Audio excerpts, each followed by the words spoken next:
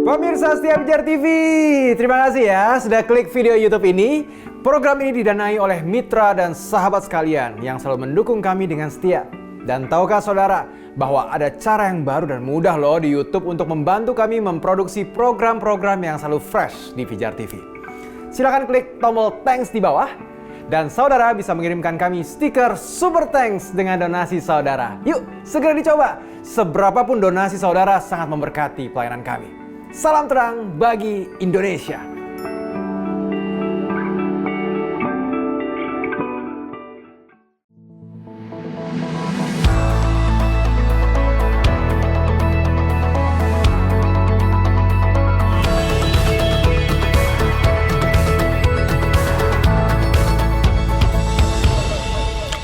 Shalom sahabat Pijar. Setiap pengikut Kristus dipanggil untuk menjadi saksi Tuhan di dalam dunia ini. Ya kan? Itu ada di dalam Matius 28 ayat 19 sampai ayat 20. Nah, mungkin saudara sering mendengar kesaksian, ya, baik di gereja maupun di persekutuan doa misalnya ya. Tapi kalau mau jujur, fakta berkata banyak orang yang masih salah dalam memahami arti dan tujuan dari sebuah kesaksian. Sadar atau enggak, seringkali kesaksian justru dijadikan ajang pamer rohani. Misalnya apa? Tentang pencapaian seseorang, tentang apa yang dia peroleh secara rohani. Dan bisa terkesan seolah-olah dirinya lebih rohani daripada yang lain. Karena apa? Karena doanya dijawab oleh Tuhan. Nah, ini tentunya jauh bergeser dari arti dan tujuan kesaksian. Kita tahu bahwa dalam sebuah kesaksian, yang sedang disaksikan adalah siapa? Yesus sebagai juru selamat. Ketika kesaksian disampaikan dalam konteks yang salah, maka yang mendengar pun akan salah menangkap kesaksian tersebut dan salah juga dalam mempersepsikan siapa Yesus yang sesungguhnya. Nah, untuk itu kita perlu memahami apa sesungguhnya arti dan tujuan dari sebuah kesaksian. Dalam konteks kekristenan, kesaksian itu menceritakan bagaimana pengalaman hidup kita bersama Kristus. Artinya gini, sebelum kita menyampaikan kesaksian, kita harus terlebih dahulu mengalami Kristus secara pribadi loh. Karena kesaksian itu kan adalah tentang Kristus. Jadi tujuan utama dari sebuah kesaksian adalah memuliakan Allah. Kesaksian bukan menceritakan tentang kita, tetapi tentang Tuhan. Bukan tentang bagaimana seseorang mendapatkan rumah, mendapatkan mobil, atau mendapatkan kesembuhan, bukan itu. Jangan sampai kita bersaksi dengan tujuan yang menyimpang. Sehingga yang terkesan bahwa bukan Tuhan yang hebat, tapi saya yang hebat dalam bertuhan. Nah, jangan seperti itu ya. Nah, oleh sebab itu, dalam kesaksian itu harus ada sebuah undangan yang bersifat persuasif, yaitu mengajak orang yang mendengar untuk mengenal dan percaya bahwa Yesus Kristus adalah Tuhan dan Juru Selamat. Melalui kesaksian, kita menceritakan bagaimana kehidupan kita yang telah diubahkan di dalam Kristus. Ketika bersaksi, sebetulnya kita sedang membagikan pengalaman iman, membagikan perubahan hidup, maupun bagaimana kekuatan Tuhan bekerja dalam proses kehidupan yang mungkin terasa berat. Kesaksian tidak hanya berbicara tentang doa-doa yang dijawab, bukan, atau hal-hal yang spektakuler yang kita alami, bukan. Tetapi kesaksian juga berbicara bagaimana di tengah godaan dunia ini, di tengah pergumulan yang tidak kunjung selesai, misalnya ya, ada kekuatan Tuhan yang memampukan kita untuk tetap berharap kepada Dia. Jadi fokus dari kesaksian yang kita sampaikan adalah bagaimana kehidupan kita ini diubahkan oleh Kristus. Nah, apa yang diubah? Cara berpikir kita berubah, cara pandang kita kepada Kristus berubah. Yang ujungnya menghasilkan cara kita bertindak itu berubah. Hal itu membuat kita semakin kuat, semakin rindu untuk datang kepada Tuhan. Seperti yang dikatakan di dalam Roma 12 ayat 2. Demikian firman Tuhan. Janganlah kamu menjadi serupa dengan dunia ini, tetapi berubahlah oleh pembaharuan budimu, sehingga kamu dapat membedakan manakah kehendak Allah, apa yang baik, yang berkenan kepada Allah, dan yang sempurna. Coba perhatikan, ya. Di ayat ini disebutkan ada kata sehingga, yang menunjukkan adanya sebuah akibat, yaitu akibat karena kita mengalami perubahan dalam hidup. Jadi ketika kita mengalami perubahan dalam hidup, kita akan bisa mengetahui kehendak Allah. Jadi kita bisa menangkap apa yang Allah kehendaki melalui proses kehidupan yang kita alami. Kita juga perlu mengingat bahwa fokus dari sebuah kesaksian bukanlah nilai-nilai sementara, melainkan nilai-nilai kekekalan.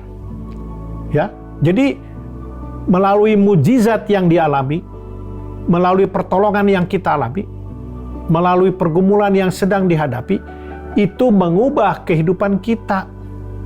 Karena di balik setiap mujizat pasti mengandung nilai-nilai kekekalan. Nah, sayangnya banyak orang yang tidak menangkap nilai-nilai kekekalan tersebut. Mereka hanya menangkap nilai-nilai sementaranya doang. Ingat kisah 10 orang kusta? 10 orang kusta disembuhkan semuanya. Pada saat itu Tuhan Yesus sebetulnya sedang menawarkan sebuah nilai kekekalan. Tetapi dari 10 hanya 1 yang menerima nilai kekekalan tersebut dan kembali kepada Yesus. Kemana yang 9? Mereka hanya puas dengan nilai-nilai sementara, yaitu apa? Kesembuhan mereka dari kusta. Nah, hal lain yang perlu kita perhatikan dalam bersaksi ada beberapa unsur yang harusnya menjadi pusat atau poin dalam kesaksian kita. Nah, unsur yang pertama yaitu tema. Apa tema dari kesaksian itu? Temanya harus tentang salib, yaitu jalan keselamatan hanya ada di dalam Kristus. Ya, itu ada di dalam 1 Korintus 15 ayat 1 sampai 4. Nanti saudara baca. Nah, unsur yang kedua dalam kesaksian yaitu adanya kuasa Roh Kudus. Nah, itu ada di dalam Kisah Rasul 1 ayat 8. Nah, kesaksian juga harus berada di bawah otoritas dari Roh Kudus. Kita harus meminta pimpinan dan pertolongan dari Roh Kudus. Karena tanpa pimpinan Roh Kudus, maka arah atau tujuan dari kesaksian itu akan menyimpang. Dan unsur ketiga dari kesaksian yaitu harus adanya validasi. Itu ada di Matius 5 ayat 16. Jadi maksudnya begini, kesaksian itu harus dibuktikan lewat perubahan hidup yang mencerminkan terang Kristus, yaitu nilai-nilai dan karakter Kristus. Sehingga orang yang melihat dapat mengidentifikasikan dan mengakui kedaerahan Kristus dalam diri kita, yang pada akhirnya akan memuliakan Bapa di surga. Nah, coba renungkan kembali. Siapa atau apa yang dimuliakan dalam kesaksianmu? Apakah memuliakan gerejamu? Memuliakan keluargamu? Memuliakan ibadatmu? Atau memuliakan pendetamu? Kesaksian bisa menjadi alat bagi Roh Kudus untuk menarik orang datang kepada Yesus Kristus. Ketika orang yang belum percaya mendengar kesaksian tentang bagaimana Yesus telah mengubahkan hidup seseorang, ya, itu dapat mempengaruhi mereka datang dan menerima Kristus sebagai juru selamat mereka.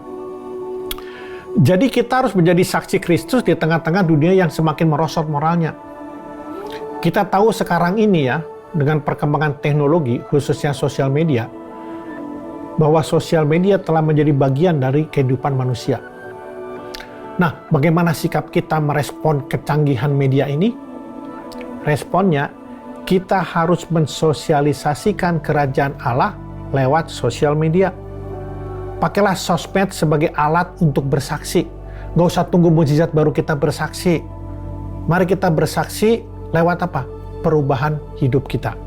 Kita harus menjadi duta kerajaan Allah dan jadikanlah bersaksi itu sebagai sebuah gaya hidup kita, dan pakailah teknologi yang ada sebagai alat di tangan kita.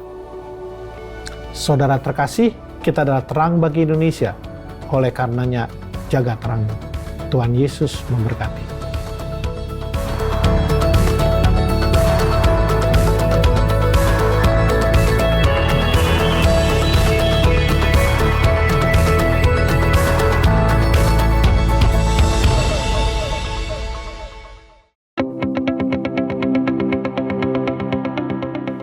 Sahabat Pijar TV, Shalom, apa kabar? Terima kasih sudah menjadi sahabat dan menjadi pemirsa setia program-program Pijar TV. Kami sungguh rindu agar saudara bukan saja diberkati dengan menyaksikan program-program ini, tapi juga dapat berinteraksi dengan kami untuk berdiskusi dan bahkan didoakan melalui WhatsApp dan telepon yang tertera di layar kaca ini.